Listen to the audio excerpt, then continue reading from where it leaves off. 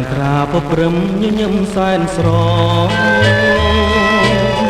ចាប់ដីស្រនោះមិនអស់អាឡ័យបងខំស្រឡាញ់ស្ទើរខ្សែ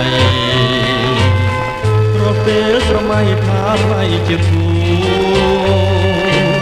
ថ្ងៃនេះផ្ទៃមេឃអាប់អន់រស្មីតើរឿងហេតុអ្វីមេឃមិនអាសូរមេឃខ្លាំងព្រាមប្រៀបបានជំនោទ្រូងអើយពេញពោដោយក្តីខ្លោចផ្សាស្រមោះនឹកអក្រុមព្រាកំសត់មានតែមួយគត់នៅក្នុងលោកាតែស្នេហ៍ដូចយូកណ្ដាលជួលសាតើទាំងយ៉ាងណា